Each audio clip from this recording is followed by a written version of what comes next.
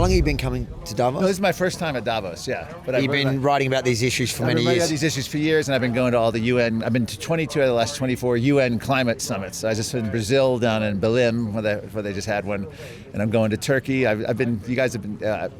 I've seen you guys, Rebel News, out there for all these last decade at all the conferences too. So what's your take from this World Economic Forum? Well, this year is absolutely fascinating because I would say the Great Reset agenda has met the Great Reject.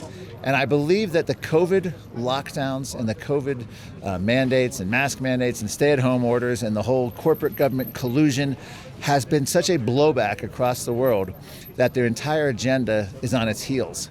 And I think that the Great Orange one in the U.S., the Great Reset met the Great Orange Reset, and Donald Trump has had a big part of it because Donald Trump has reframed the entire narrative of climate, of the World Economic Forum. He's turned it back to nationalism, away from globalism.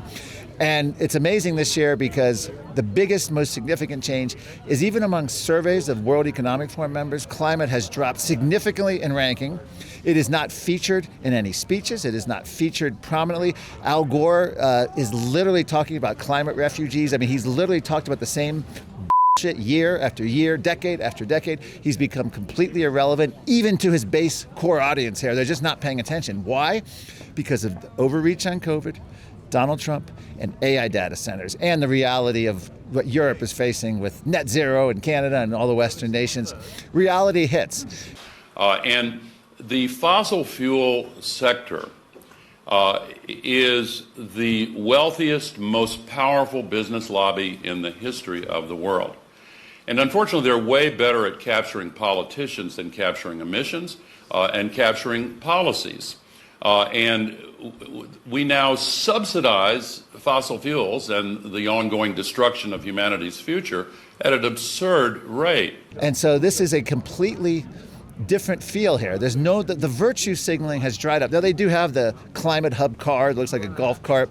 They do have the financialization of nature seminar where they essentially want an ESG for natural bodies of lakes, streams, and forests, and they want global banks and financiers to be able to control local land use, but it's gone undercover.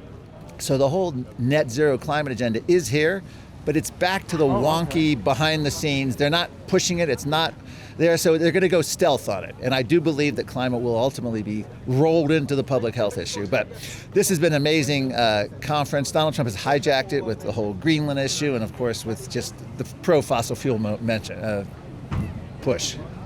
I've been in the last 5 years, this is my 5th year in a row.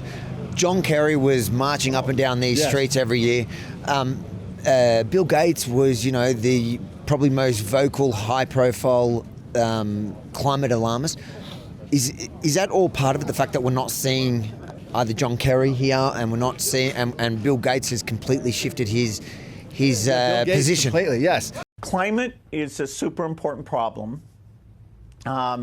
There's enough innovation here to avoid super bad outcomes. We won't achieve our best goal, the 1.5 or even the 2 degrees. And as we go about trying to minimize that, we have to frame it in terms of overall human welfare, not just everything should be solely for climate. Absolutely is. They ran it into the ground. It really, the whole UN started in 1988, their climate panel, and then they started the treaty. And that's the other thing. Donald Trump got the U.S. out of the underlying treaty, which the IPCC chairman just said, if the U.S. pulls out of our climate, we may not be able to exist, the whole climate panel. So it's the good news keeps coming, but it's just reality. It's so easy back in the 90s, in 2005, 2010, to just make these commitments and virtue signal and feel good about it.